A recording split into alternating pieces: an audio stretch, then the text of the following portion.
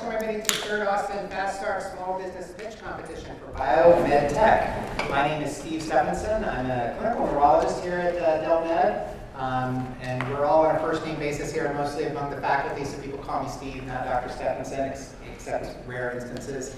I teach at the med school here. How many people, just by a show of hands, is this your first time in the medical school here? So quite a number of you. Well, welcome. This is actually the classroom where we teach the medical students, and I teach medical neuroscience, everything they need to know about the brain in 4 weeks. So it's a very accelerated program. And among other things that I do, my title here is Chief of the Learning Health System, which is sort of this nebulous title, but really sort of a merger of clinical care and informatics. I came here from the Department of Defense. My title there, I work for the Assistant Secretary of Defense for Health Affairs as the head of innovation for the military health system. Prior to that, I worked for the Army Surgeon General as her personal advisor on health IT, and then worked at the Telemedicine and Advanced Technology Research Center at Fort Detrick, managing the health IT portfolio, a very large $500 million a year health portfolio for a while. So I have been living and breathing sort of health IT at least IT since I was about 10. I started programming when I was about 10, co-founder of a little EHR company my fourth year of med school. Did that for a little while, then disappeared into neurology where there was no time for any of that kind of stuff. And then slowly got pulled back into it when I worked at Fort Detrick and with the Surgeon General and with the Secretary. So I'm really happy to be here and be able to MC for tonight's event and learn a little bit more about the pitch competitions that we're going to see. So tonight's Austin Fast Start is the third of 4 quarterly pitch competitions. The event is presented by the City of Austin Small Business Program in partnership with the Austin Young Chamber. The Austin Young Chamber empowers and connects young professionals to create business, community, and individual success. If you're interested in learning more or becoming a member, please grab an information sheet at the registration table. You just check in. Our supporting event partners for this quarter being displayed up on the screen are Div Inc., 3-Day Startup, Dell Medical School, and Health Tech Austin. And thank you to our event sponsor, Insurion. There's a table in the back to learn more. Insurion makes finding small business insurance for your great idea easy. You can compare multiple different quotes and find the best deals from top U.S. providers in less than 15 minutes. And if you want to learn more, you can go to insurion.com or visit the table on the back. So to explain a little bit about how the application process that brought us all here today, in early May, the Austin Young Chamber accepted applications from local biomed tech startups and small businesses. There were 16 different applications that were received. These applications were scored by 4 esteemed judges representing the small business, startup, and health tech communities. From that scoring process, we determined our top 4 finalists who are pitching here tonight. I have the pleasure of introducing these judges. Seated to my right over here, Ruben Ratnasinga, Assistant Dean for Health Product Innovation and the Managing Director of the Texas Health Co-Lab at DelMed School, a personal friend. Shana Dunitz, Program Manager for 3-Day Startup. Ken Bridges Rodriguez, President and Chief Executive Officer of Assessa Health. Caitlin Locke, the Project Manager and Virtual Care and Innovation at Seton Healthcare Family. So thank you, judges, for your time and expertise in the application process. These judges will participate with the audience in asking questions and voting on the winner tonight. So I'm going to explain a little bit about the voting process. In case you're wondering how voting will work, after our finalists have pitched this evening, we will display a screen with text-to-vote numbers. You'll have to use your cell phone to actually vote for who you believe the winner of tonight's pitch should be. And we'll ask you to text your vote for that. And then we'll tally those and actually get some real-time results of that. In terms of housekeeping, hopefully by now, with everybody sort of being out here in our foyer area, you've discovered the restrooms are over here to your right. You're going to spend too much time on that. And of course, there may still be some food left, and I'm sure that the organizers will encourage you to take some home if they still have some left over. Tonight's presentation is being live streamed for seeing the microphone running around and the camera in the back. And you can find the live stream on the Austin Young Chamber Facebook and Twitter pages. I do want to make a couple of announcements about questions. Each of you in front of you, you'll see these little black triangular shaped areas. These are the microphones that are built into the desk. They are a little tricky and people always get confused because you're kind of nervous to ask a question. Basically, you hold where it says push, the light will come on, keep your finger on it while you talk. When you're done talking, you let off your finger. It takes a little while for that green light to come on, so just be patient with it and hold your finger down and don't move it until you're done asking your question whenever we get to the question and answer session. So without further delay, let's get started. Our first pitch will be by Enzyme Health, the co-founder, Michelle Davey.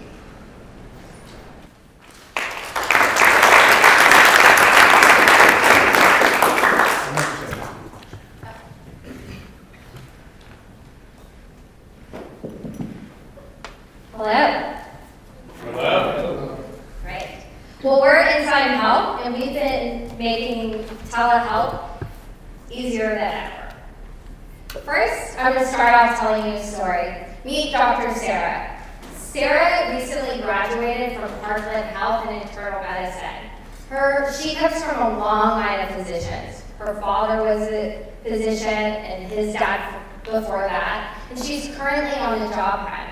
Her dad has given her the advice to work in a hospital, but Sarah knows that will be long hours, nights, weekends, holidays, attached to one hospital.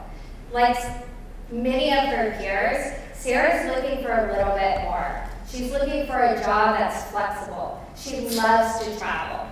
She's also looking for a job that will make the ends meet. She has hundreds of thousands of dollars in student loan debt. But most importantly, she's looking for a job that's meaningful, where she can serve patients of any income level. Next, meet Jonathan. Jonathan is the head of recruiting for Doctor On Demand, a telehealth company. His company allows doctors to work from anywhere, set their own hours, and it's only $35 per visit. Today, he may try and find Sarah in a number of different ways. He may use a traditional recruiting agency. These are archaic, slow, and really expensive. Not to mention, they fax him resumes. It's 2018. Who has a fax machine? He might also try and find her by searching social media sites that are dedicated to physicians like Doximity. But these are dormant, meaning they're updated once and never again.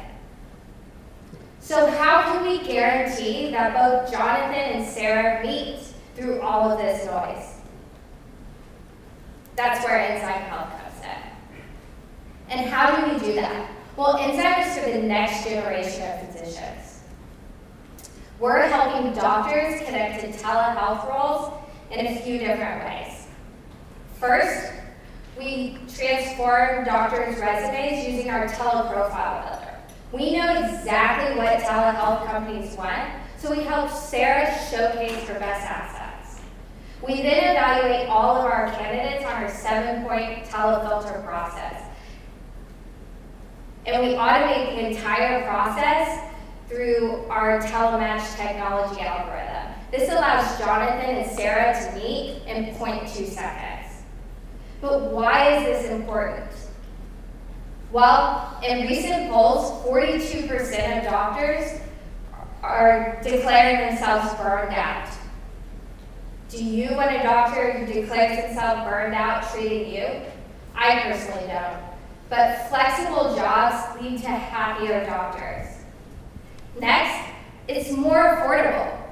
An office visit runs about $146 on average, where a telehealth visit is only $79. That's a $67 savings to you, the patient. But last and definitely not least, it provides higher quality of care. Because we use our telematch technology and our filtering system, we're placing better doctors into roles at telemedicine, meaning that you, as a patient, no matter where you're located, whether that's rural Texas, a big city like Houston, or right here in Austin, you have access to better doctors. In our first 6 months since inception, we've been working with some of telehealth's biggest and best leaders. We have over 200 open jobs to fill in 2018, and we've had over 600 clinicians sign up since March. I'm Michelle Davey. I'm the CEO and co-founder of Enzyme Health. I have years of recruiting experiences from companies like Google, Favor, Warby Parker, and Medici, a telehealth platform born here in Austin. I have my co-founder Griffin, who's a healthcare lawyer, and then also Philip, who's our product and growth leader from a consumer health background at Everlywell. We're an experienced and passionate team that's looking forward to changing the face of healthcare. Thank you.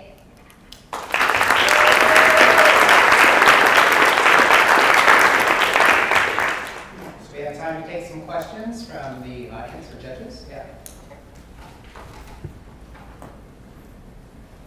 I can project pretty well. Can you tell me a little bit about how you all make money? Yeah, absolutely. So it's free for doctors.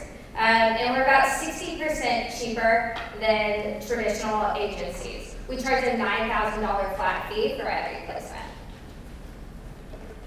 To the To hospital. the employer, yes, the telehealth employer.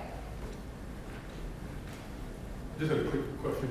So it's great that you've got 600 clinicians on board now. How active are they? Yeah, so these are active clinicians, so, Yeah, on the platform. How active is it? yeah, so just Monday, we sent out an email to 300 clinicians with a response rate of 298 of those responded to actively match and apply to jobs in the platform.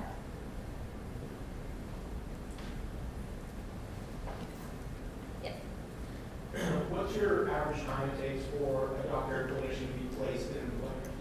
Just repeat the question if you can, go to the camera. Okay. The question was, what's the average timeline it takes for us to place a clinician with an employer? That varies by employer, but right now we're placing doctors anywhere between 2 weeks to 3 days with some of our employers. And are these full-time roles or part-time side gigs? Yeah, so the question was if it's part-time, full-time, or side gigs.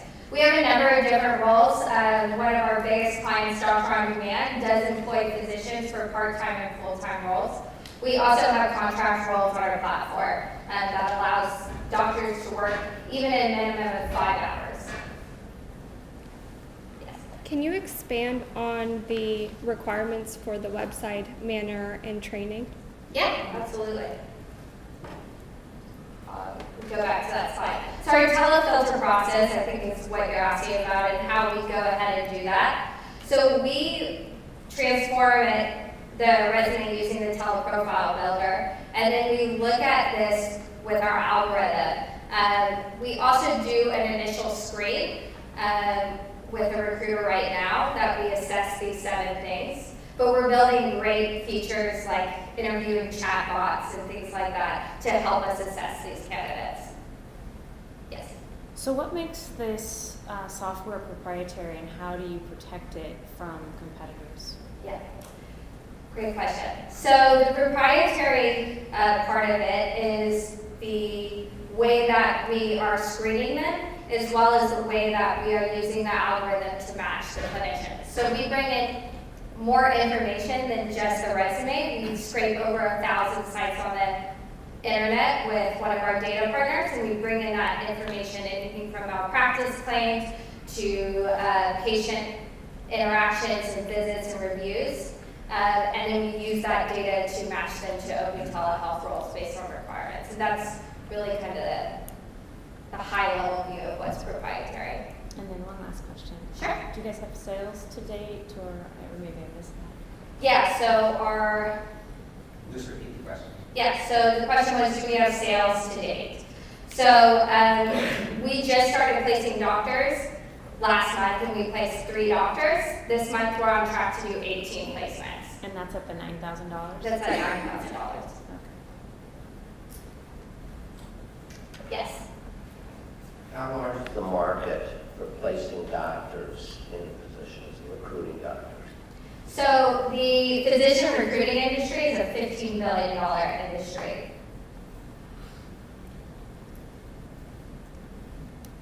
Any other questions? What kind of specialties do you guys?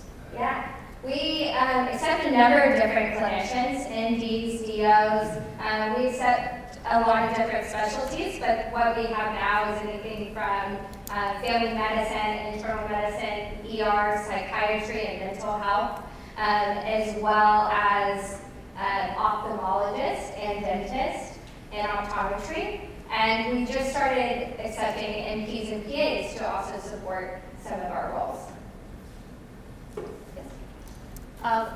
Why do you want to win? What will this money do for you? Yeah. So we are building in a feature of direct messaging into our app. That's about a $250 feature per month. So that money will help us build that feature in and deploy it to our clinicians and our hiring teams. And then as well, we would utilize the money to help. We just got into our first office, so to help our team get the proper equipment to excel at their jobs. Any other questions? Oh, what is let's that? go ahead and How does the Google Jobs API and then moving into the market with their AI, how does that affect what you all are doing?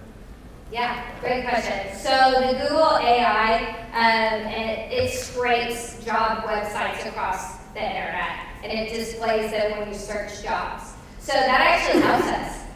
It scrapes our website, it scrapes companies like Indeed, and it shows us when somebody types in telehealth jobs, we're near the top. Great, one question over here. You talked about how you're onboarding physician. What's your go-to-market strategy for actually onboarding employers? Yeah. So onboarding employers, we currently are onboarding about 3 to 4 employers per month. We do that through traditional sales models, but they can sign up directly on our website, which is pretty easy. But for acquisition channels, we do some digital campaigns towards their HR teams. But because the need is so great, before we even launched our product in March, we already had 4 beta clients from some of the largest telehealth employers. Do you have plans for other care team members like dietitians, pharmacists? Yeah, so right now, for instance, we're working with Drug Free America, and they're looking for like licensed social workers. Dietitians is one that we're seeing, but we really are following the demand of the market right now. Any question over here? Did I understand correctly that these are telehealth roles? Yes, they're all telehealth roles. So every job that we have open on our site right now is a remote telehealth role. And who provides the technology to make that possible? That is our employers. So these like Doctor on Demand, HIMSS, Hazel, they're all either using their own technology that they've established or using a software company who's established in telehealth. Any more? One more question maybe? Yep. Could you expand a little more about the telehealth part of the medical industry in general and how much telehealth is of overall medicine and the trend, how that's growing? Yeah, I don't know if I have a lot of time, but it's definitely growing. I think one thing that is interesting is that you're seeing not just these type of companies, but hospitals adopting telehealth to help with re-emerging cost benefits to the hospitals as well, like in the ER system. So EICUs growing as well, or the option to do a telehealth visit versus being admitted to the ER as a patient. So those trends are driving up. As well, the telehealth market year over year right now is growing from investment of 26%. So these are well-funded companies, and we're expecting more to enter the market. Thank you. All right, that's the thank you first pitch.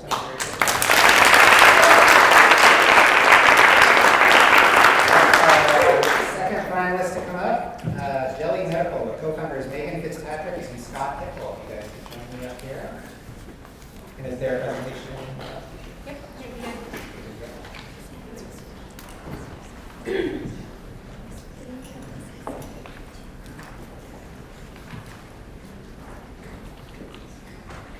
Every year, 1 million American women are faced with a breast surgery, and all of them obsess over one question: how will it scar?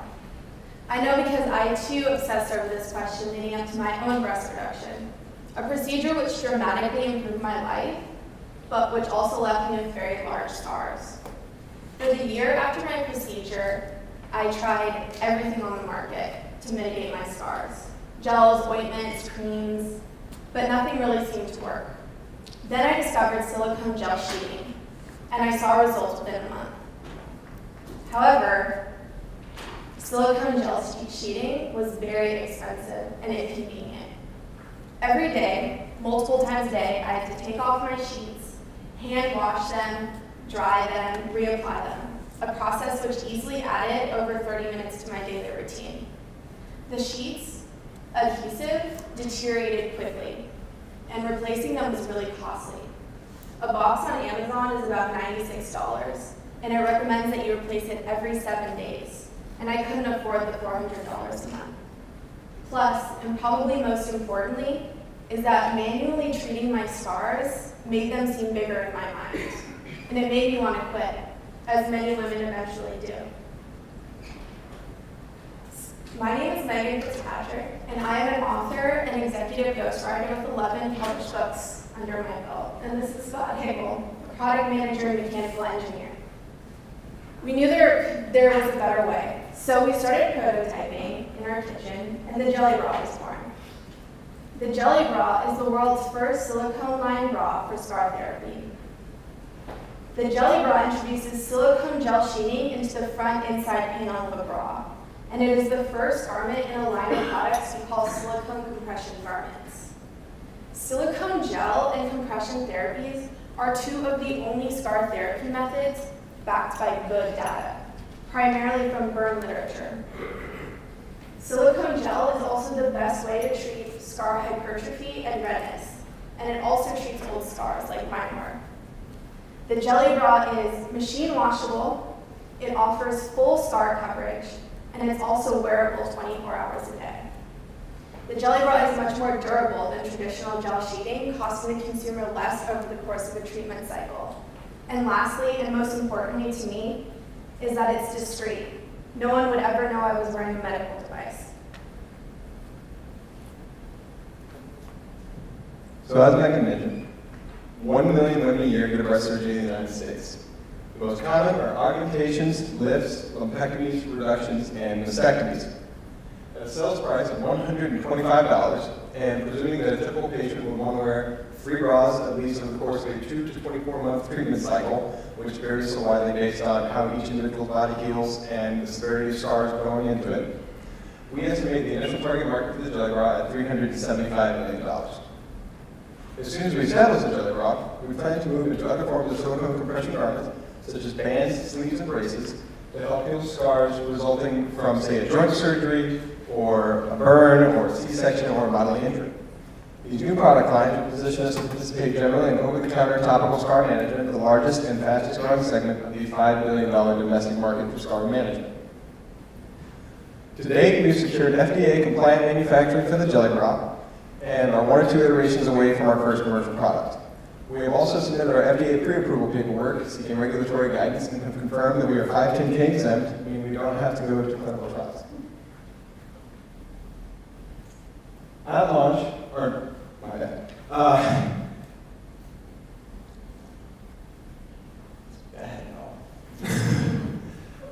So we plan to launch as soon as we hear back from the FDA giving us the green light, which could be as soon as this fall. And at launch, we'll sell direct to consumers through our website, jellybra.com and jellymedical.com. And we'll also partner with doctors who can either purchase from us wholesale and sell them out of their back office, or they can use surgeon-specific referral codes and refer patients to our website, which will entitle the referrer to a portion of the proceeds and the patient to a discount. Our mission is to make effective scar therapy comfortable, convenient, and accessible. And for every Jelly Bra sold, we will be donating a Jelly Bra to a low-income breast cancer survivor. We want to make best-in-class scar therapy as easy as getting dressed.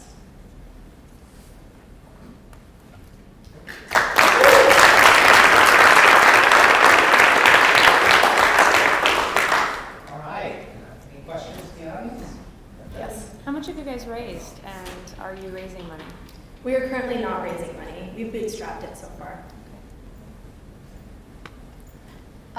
You might have talked about this, but have you taken any pre-orders, or do you have to wait for FDA approval before you can even attempt to start looking like you're selling? So the question was if we've taken pre-orders or if we have to wait for FDA approval, and we have to wait for FDA approval. What kind of intellectual property protection do you have to have? Do you have it yet?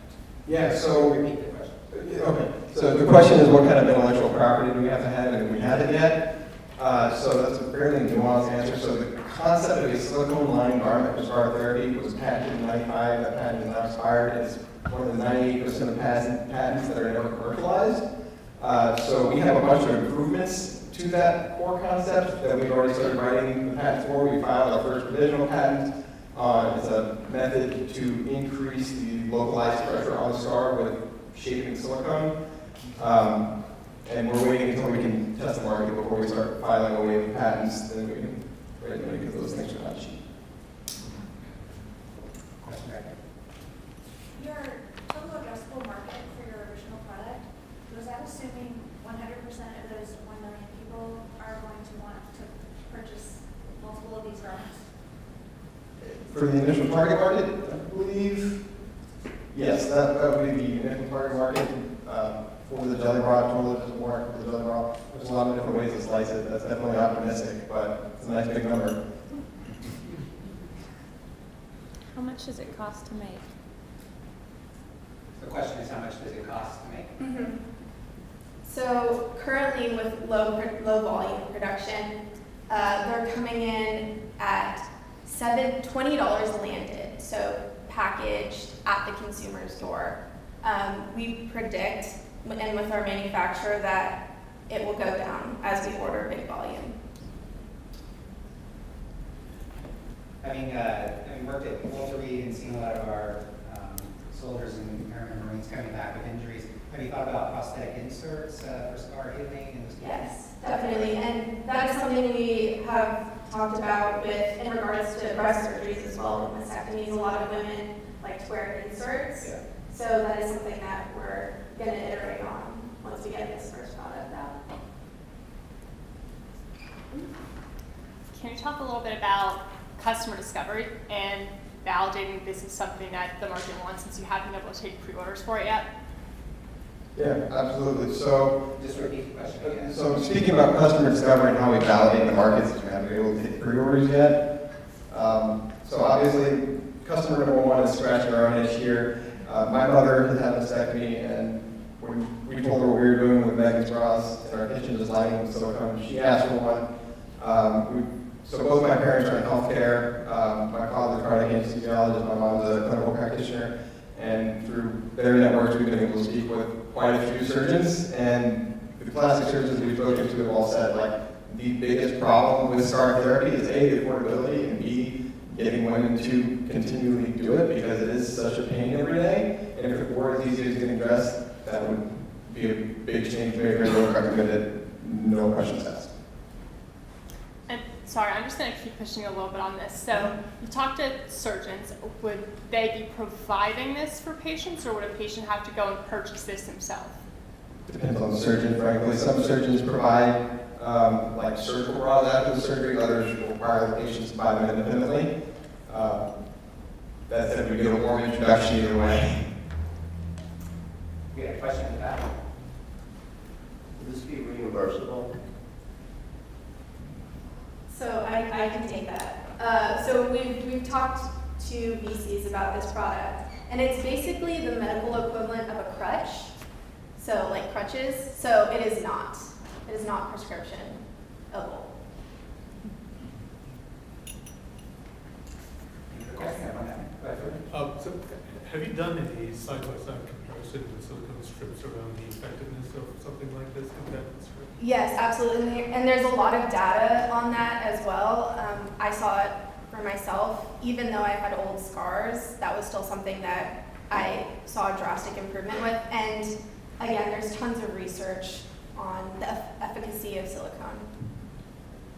Okay, yeah, I was referring to your actual product versus any existing silicone. Standard of care versus what we consider, I guess, standard of care compared to. Oh, do I have photos? No. The answer is no, not yet. We're still iterating on getting the first product in. So I can actually I'm going to show these off here. So if y'all want to pass these around. This is the first one we made in our apartment at home, just lining it ourselves. It hasn't This been worn. is a commercial product.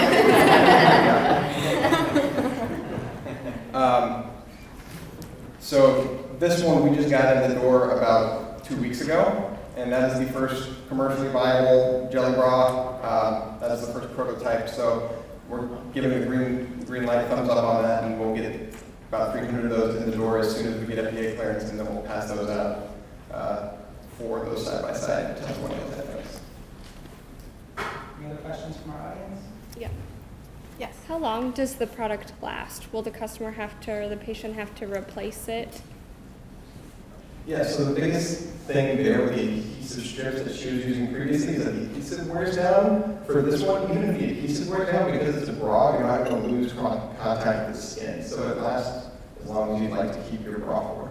It's washable. We've thrown that one through, this one here, through probably 20 wash cycles and haven't seen anything break down. You mentioned that there's a duration of treatment typically associated with Right, so it's typically in the first couple of months after procedure, but depending upon how your body responds to the treatment, it could go up to 24 months. So the maximum duration of use of this product would be about 24 months or so, or 18. Yes. Okay, for this particular use case. Right.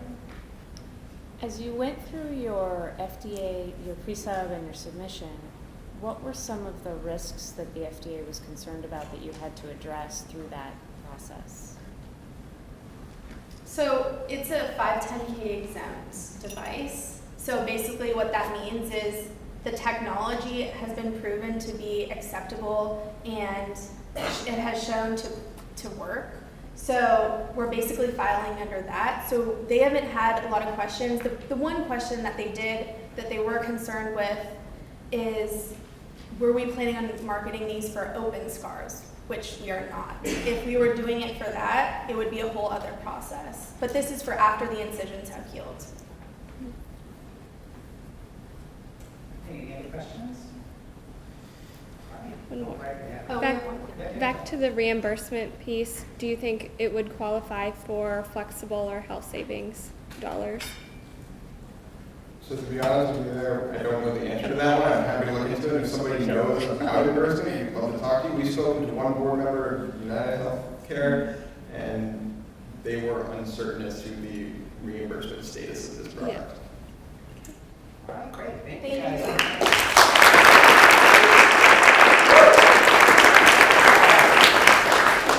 A quiet audience, we get you guys riled up here. So let's see, let's get our third finalist up here. Steve Popovich from Claire. You already know the answer. Is that what I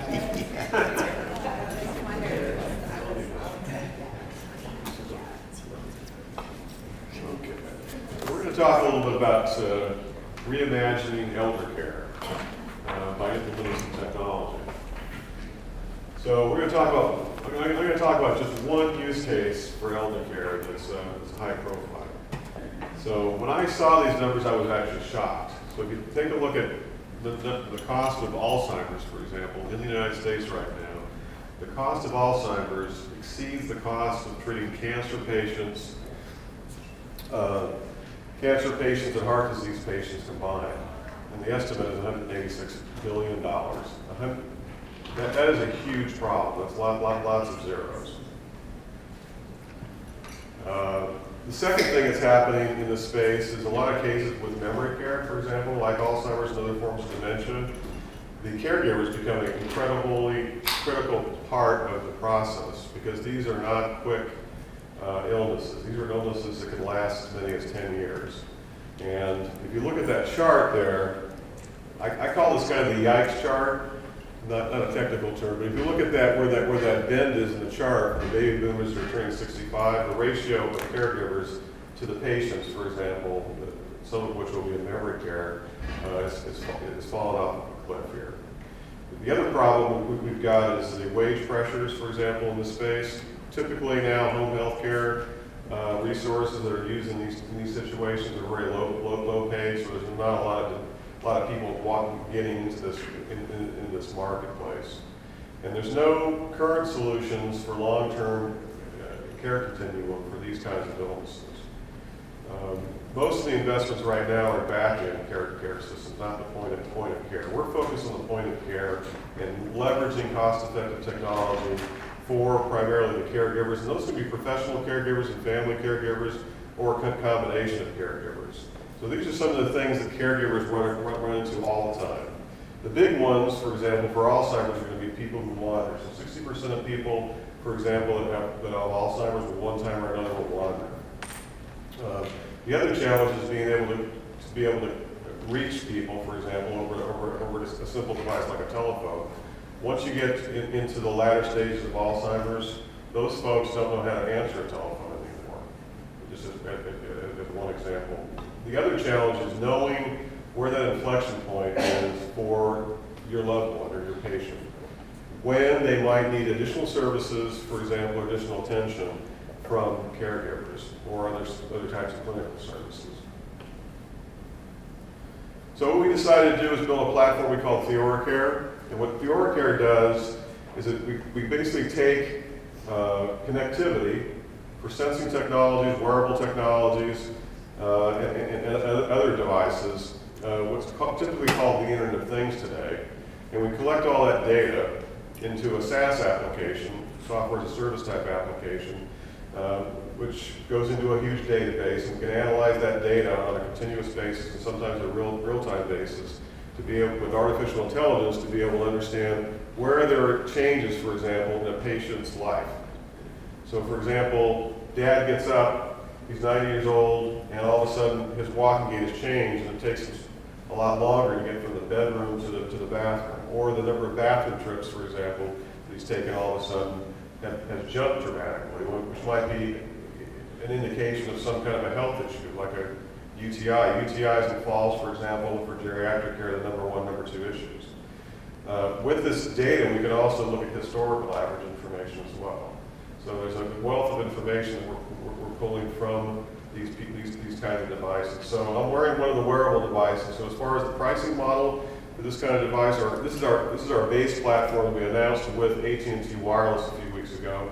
What we're able to do is sell the wireless or the wearable solution, which includes essentially a complete cell phone with accelerometers and gyroscopes built into it, for less than $200, and we charge $1 a day for the services, which include all the cell services. Our competition, in some cases, are PERS devices, but again, with a PERS device, you can't press your emergency button, for example, when you, for example, maybe have lost consciousness, or in the case of Alzheimer's, they don't remember to push the button. You can't train them, for example, to push a button or answer the phone anymore. We're adding other sensing devices to this externally, so you can monitor sleep, for example, bathroom trips, and other changes, for example, in the person's lives. Our background, my team's background, we have 20 plus years of experience on the average. My last company, we had 100 million devices in the IoT market space in healthcare and outside of healthcare. All right, so I'm out of time. Questions? Yes, ma'am. Please. Can you tell me where the $186 billion came from? Because I literally just Googled cost of heart disease in America, and it's $200 billion according to CDC. Well, this information came from the Alzheimer's Association, so I don't know where the discrepancy in the numbers are. But, in that $186 billion, they also don't factor in the family home health care. So once you factor that in, you're talking about another fortune. I don't know how many billions that is, but it's a huge problem. So how are you guys going to target that 180? What part of it are you going after? Well, the part we're going after is basically it's a non-clinical approach to be able to understand what's happening in the person's lives. We call it holistically situational awareness. But the idea would be, again, is to know where there's tipping points for where people need assistance. In the Alzheimer's case, we also allow the caregiver to reduce some of the stress factors of caregiving, which now there's research papers out for caregivers where their physical health and mental health is significantly impacted from being a caregiver. So are they, and I'll stop asking questions, but are they the people who are going to pay for it, the service? Who's going to pay for it? Well, there's private payers, which we already have private payers for our product and service. We also have now long-term care insurance providers that see they see that this is a very inexpensive option to be able to enable caregivers, which reduces some of the clinical costs for their patients that are insured. So they're actually now, which is surprising, because we really just started shipping this product in a few weeks ago. We have the largest long-term care insurance provider that's paying for the acquisition of the watch and the monthly service. So we also have home health care folks that are interested in this space. So we're in dialogue with some of the largest home health care people out there. And what they want to be able to do is add services to understand how to better treat the patients. Because you think about how typical healthcare works, you see a patient for a very narrow amount of time. And of course, you're trying to get feedback. How did you sleep last night? How are you feeling? All that kind of information. And somebody with memory care especially, that information is probably wrong. But also, for geriatric care, as people age, they don't want to lose their independence, and they don't want to be a burden in some cases. So they may not, kind of a white lie type thing, but it's hard. With this kind of data, what we can actually do is holistically give an idea without imaging technology what is happening in that person's lives. Questions, ma'am? So, what are the concerns regarding compliance? Because I'm dreading having to take my dad's keys away someday. Right. How am I going to convince him to wear a device? And then are there battery concerns where remembering to charge it or having to replace it becomes something that I'm also managing? Right. Yeah, the question is how to convince the patient to use the device, which is a really good question. When we started down this path about 2 years ago, that was probably one of my biggest fears, especially with Alzheimer's. In a lot of cases, you've got family caregivers. Once you're deep in pretty far along in the phase of Alzheimer's, you're going to have some kind of professional or family member that's probably involved with that person's life, unless they're in memory care, which is the alternative, but that starts at about $10,000 a month, roughly, for a good memory care facility. But what we found, as far as our users go, and this dates back to the middle of last year, we started beta testing, is that the compliance for wearing the device is actually really high. There's very few people that we've been involved with that don't want to wear any kind of a device.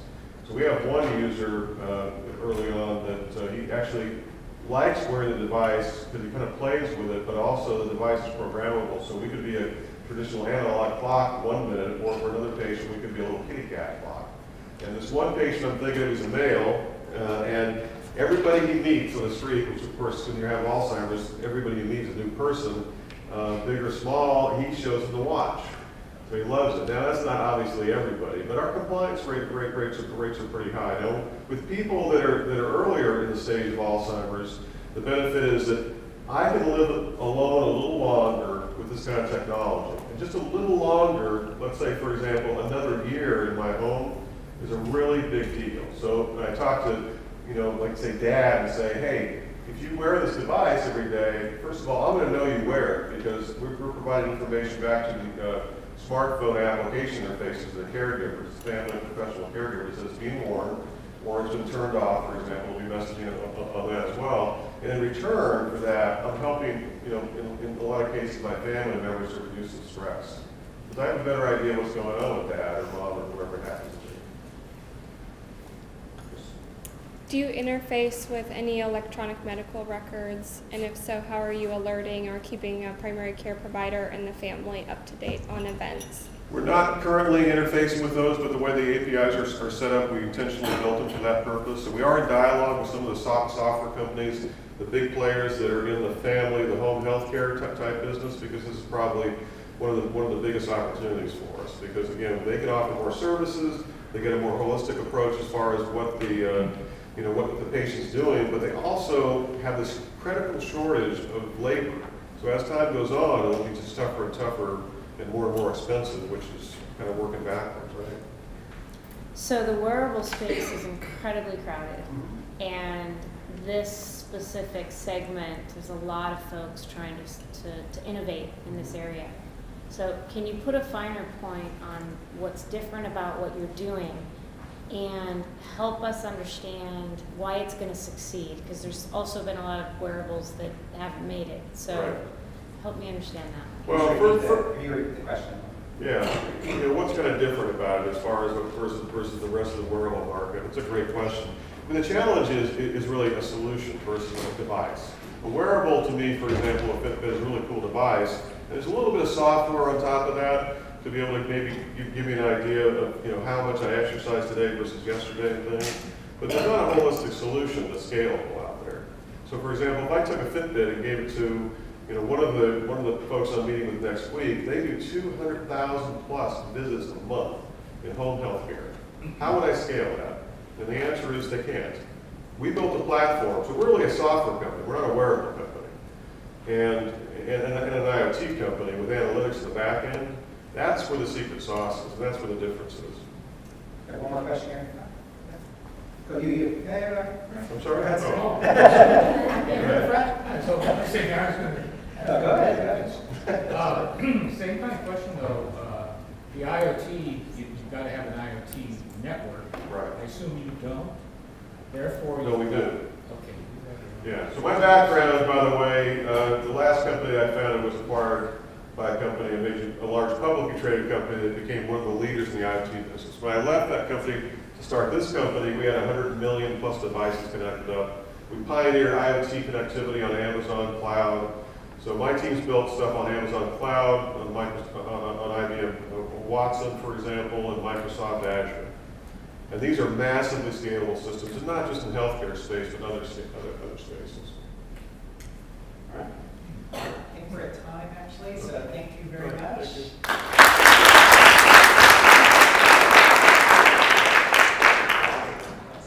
And we'll ask our fourth and final group to come up. This is going to be Pink and Zoom Prediction AI with Zubi on Zuka. Come on up. Welcome them up to the front.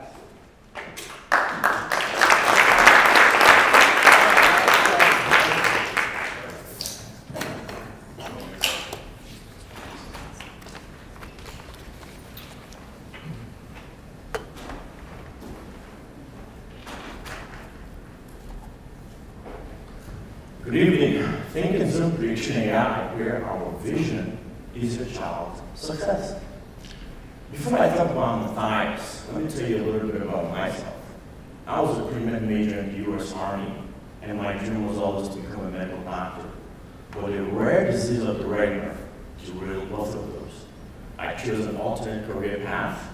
Somewhere along the line, 2 rare diseases of the retina killed my engineering career as well. All of that will have been avoided with simple early detection. Now here's Matthias. Look at his beautiful, joyful face. For many years, doctors pressurized his mother to put him on ADHD medication. It only took one patient optometrist to figure out he was only struggling to see. When he got his glasses, you know his first few words?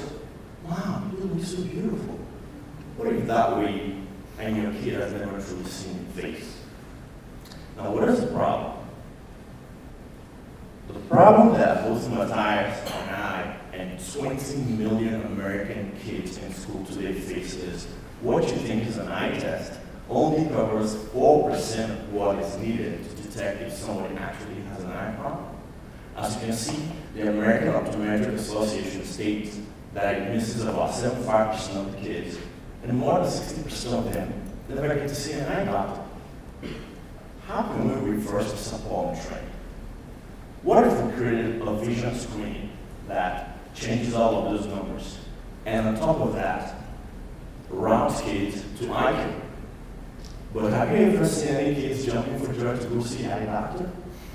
I don't think so. Why don't we let kids be kids? We've created a solution that leverages games. While the kid is having fun, we've turned it into an eye health monitoring tool to detect if they're struggling to see. And this method can catch a myriad of problems far beyond what that static exam can catch. How does it work? Simple. We embed AI and analytics behind the scene. This is a very familiar playground for kids. It's a known digital form factor. And while they're having fun, we're observing their interaction with this tool to figure out if they're struggling to see. You may not know that 69% of children today that are in special ed are just simply struggling to see. This is our vision pipeline. 20 million kids through our rigorous vision screening. Most of them will come out like Matthias and go for eye care correction, and they'll be fine. A few of them, like myself, who correction can't help, will be routed to medical research places like Dell Med, Wong Eye Institute, Harvard Medical, etc. This is our vision pipeline for the future. The economic loss for this problem is currently going to be $6.9 billion in 2 short years. And how we're tackling this, we're starting here with Austin as our beachhead. And our pricing model is simple, annual $39 every year for the parents. This is our rock star team. We have Charles, Master's in Public Health, optometry student. I'm Subionta. I'm a patented inventor of brain control for blind assisted tech. I'm also a disability advocate. We've got Christine, handles marketing, MBA grad, UT Austin. And we've got Amy Jack, MSTC grad, UT Austin. Folks, we're here simply asking for your vote. We are on our way to Harvard Medical School this fall for healthcare innovation. Your vote can help us get the $2,000 we need for the $10,000 price tag. And with your help, we can create a world where vision impairment no longer steals dreams or kills careers. Join us in creating a world where we all can look, think, and zoom into a better, brighter future. Thank you.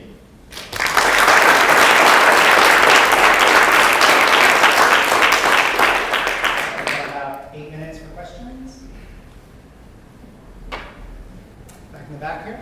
Sure. So are the customers, the parents of the children, are they the ones who pay for this? It's a double-sided market. On the left side, you have the parents as the customers and the children as the end users. On the right side, you have optometrists, ophthalmologists, and also people in eye care research. The current drug that fixes blindness at Harvard Medical School costs $850,000 for injection treatment. We need to route more subjects to eye care research so we can drive down that price.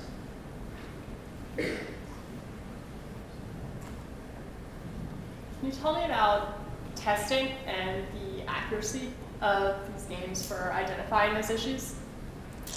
This is still in the early stage.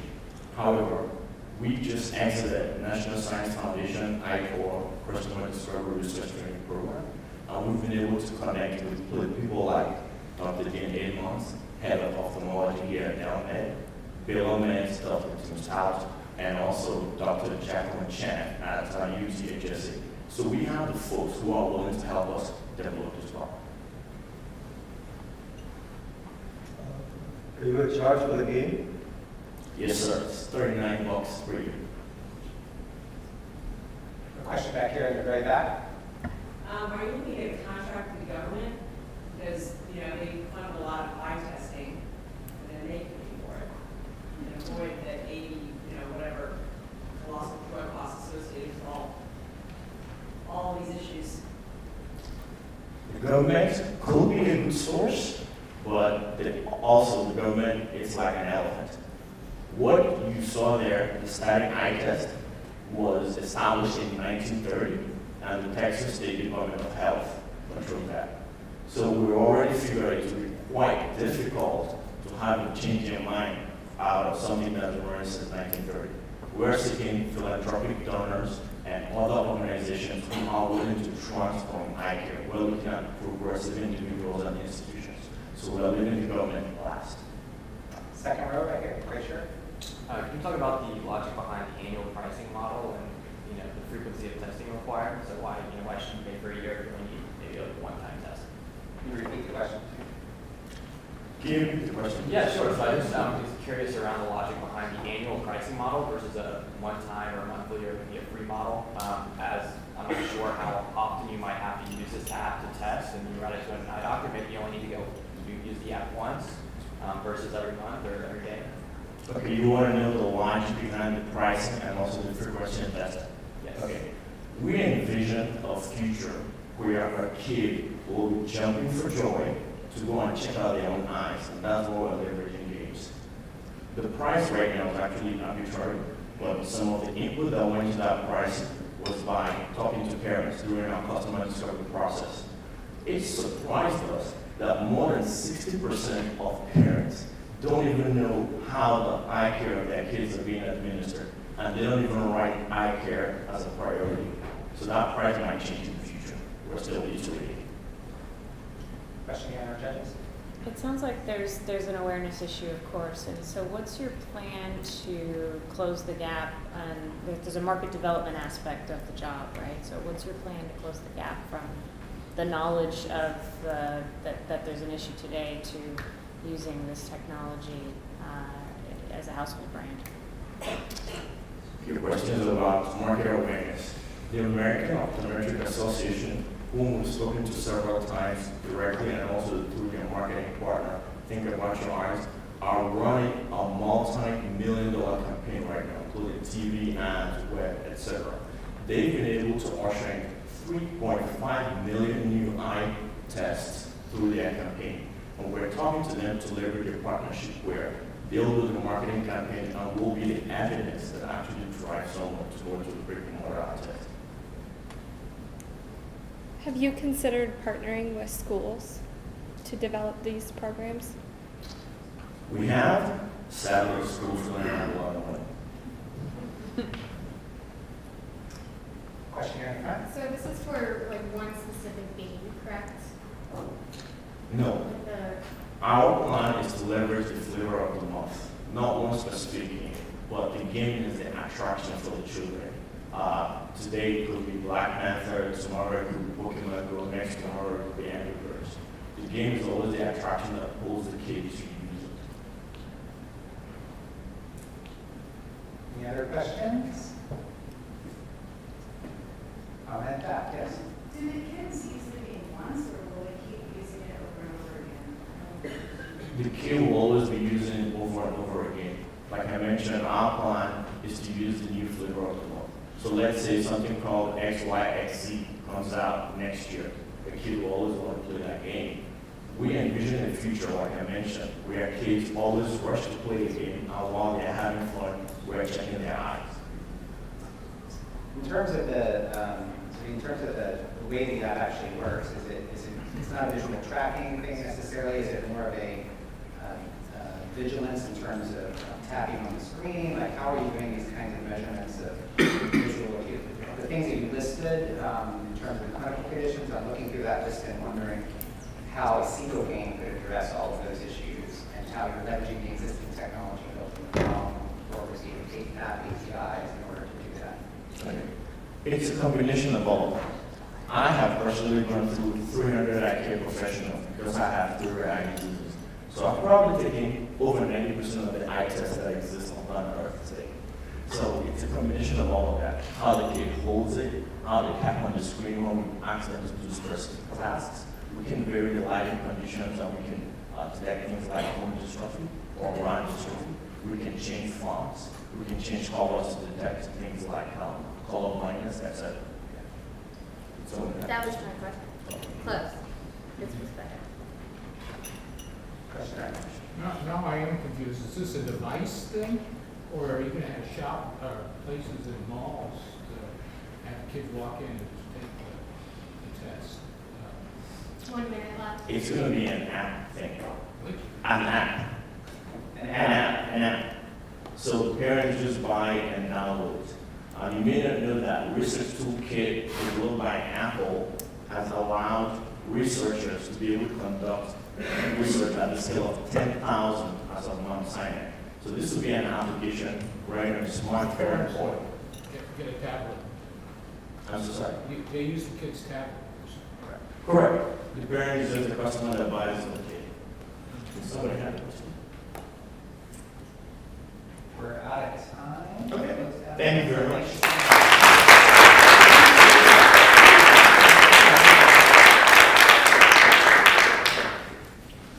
All right.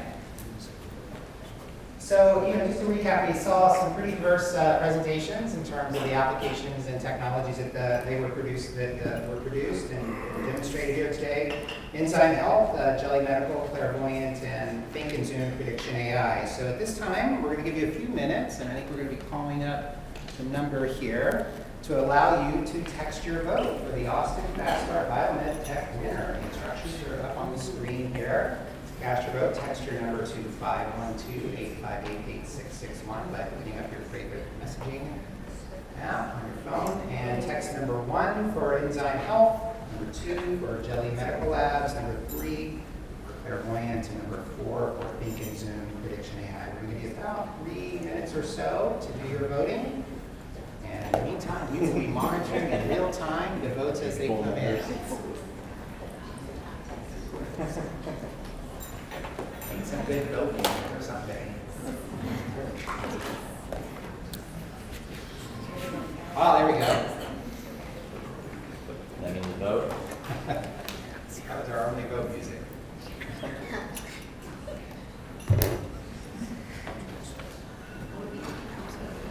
I'm waiting on some signals for the votes coming in.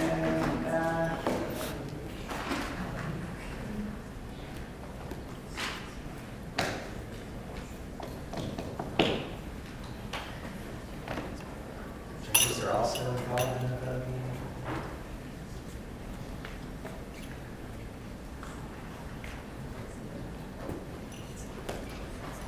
We're all very fast out with texting by now. We should be getting all the votes in.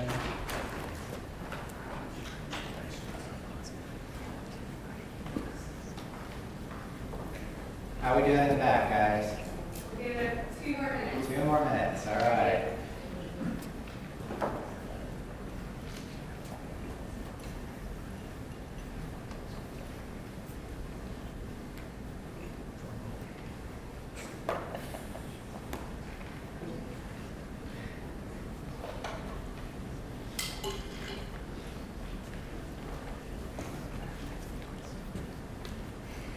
I'm seeing a lot of thumbs moving here, so I think we're getting close to done. How are we doing? While we're waiting, I'm going to go ahead and announce the prize package and thank all of our prize package donors too. We have a $2,000 cash prize today for the winner, and we have in-kind prizes valued at $5,000. Are we good back there? All right, all right. I'd like to invite Jackie Mayo up if I could. Jackie works at Classes and Events Coordinator for the City of Austin Small Business Program. I'm going to invite her to the stage to present our winner.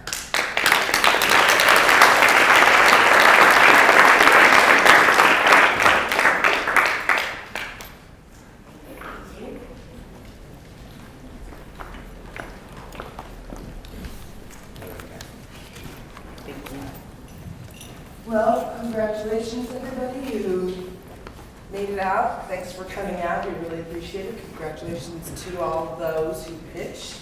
And then you guys were like, get off. We don't want to hear from you. We want to know who won. But before I do that, I am with the Small Business Program. I am the Events and Classes Coordinator. So essentially, I put together all our training for our small businesses. And that's what we do. We're all about small business. We want you to thrive, we want you to grow, we want you to expand, but we want to give you all the tools that you need to do all that.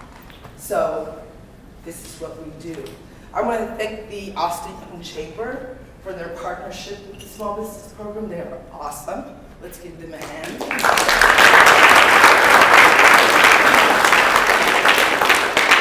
You know, it takes a lot to put together these fast start pitches, and we work with them every quarter to do this, and we appreciate them for taking that opportunity and making that opportunity for small businesses to come out, pitch their ideas, and you guys get some wonderful, the winners get some really valuable experience in this setting. So I hope you guys take that away, and whether you win or you don't win, you still win, because you had an opportunity to come before all of us, pitch your idea. If it didn't work, go back to the office, refine it, and then do it again. Because that's what you do. You do it again and again until you get it right. And if you need help, we have it. We have business coaches, we have different kind of trainings, we have year-long events for all the women in the audience. Next Friday, we're having our Women's Entrepreneurial Luncheon, where we're going to have a panel of female local business owners who are going to tell you their story. We're going to talk about how to balance life and work. and some of the things that they've experienced. So, and I want to thank Dell Medical School for hosting us today. This place is beautiful. I don't ever want to leave. I want to stay here. I would love to have trainings in here. Thank you, Doctor, for hosting this whole thing as well. Let's give him a hand.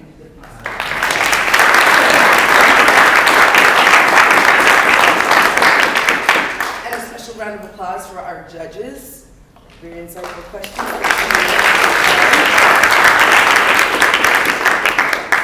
But most importantly, we want to thank our finalists. Your entrepreneurial spirit is inspiring. I heard some really cool things today. I wasn't sure if I was going to, I thought it was going to be kind of, it's medical, it's over my head. But I was literally up in my chair going, really? Wow, that was awesome. So, without further ado, I need some drum beat. There we go. Please join me in congratulating Jenny Bed.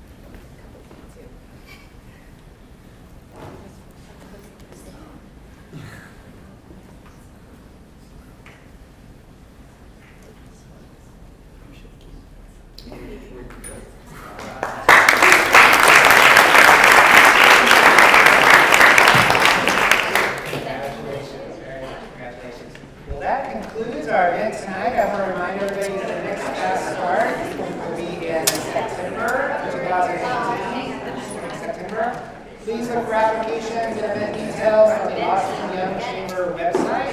For more information at the check-in table as well. Thank you, everyone, and have a wonderful evening and safe travels home.